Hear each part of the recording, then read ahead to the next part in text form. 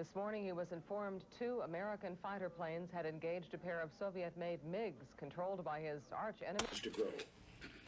Now, several days ago, I received... Welcome to Viewer's Choice.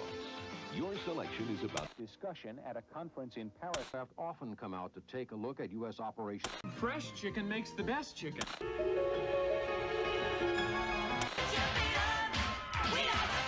MiG-23s approached in a hostile manner.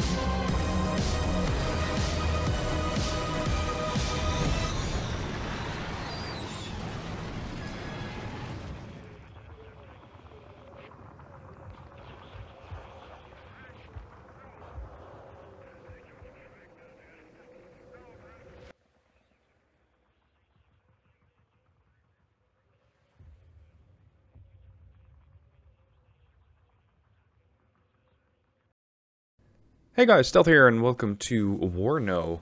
Well, in a sense, because the game isn't out yet. So why WARNO? Why not Wargame 4?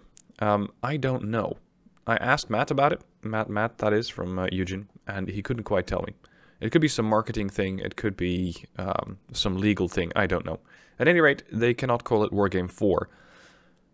I don't really know if that's a bad thing or a good thing, but based on what the game looks like, I mean... It seems to be a hell of an upgrade for the graphics, especially when you look at the standard Wargame graphics. Aside from that, it seems to have also blended in some elements from Steel Division. And I think that's a good thing, because Steel Div has a couple of very nice mechanics. One of the key things, of course, being the range tool.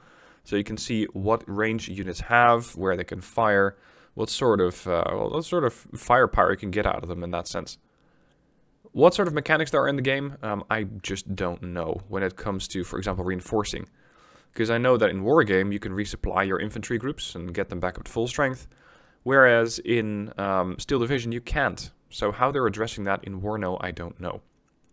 What I do know is that WARNO takes place in the 1980s, hence the Reagan presidency, as you could see in the trailer. But beyond that, I don't know. So it's not a Wargame 4 in the sense that we're going to, let's say, 2010s, 2020s when it comes to military tech, but it is definitely an upgrade in graphics and gameplay mechanics.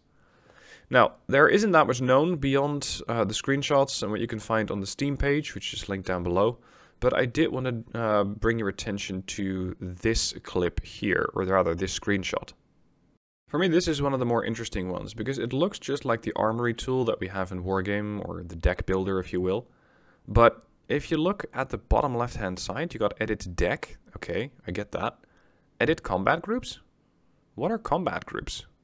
Is that some sort of division system? I don't know. Let me know what your thoughts are down below in the comments. What is that edit combat groups? Because I don't recognize it from Wargame. I don't recognize it from Steel Division, insofar as I have experience there. But it does seem like an interesting mechanic, and I really look forward to exploring that more. Now, as you could have seen in the trailer, the game is slated to go into early access on January 22nd next year. So that is very, very soon. For me, this came pretty much out of the blue. I had no idea they were working on a new title, let alone that was going to come out this soon. So I'm very happy to see something like this suddenly pop up, and not to have to wait for this thing for another year or two.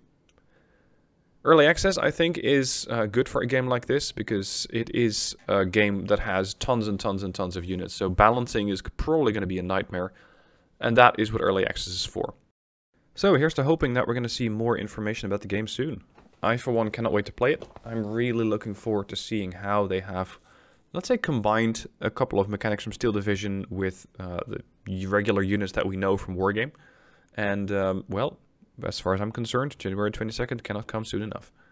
I hope you guys enjoy the trailer and enjoy the footage so far. Let me know what your thoughts are down below, and I'll see you guys soon for more videos.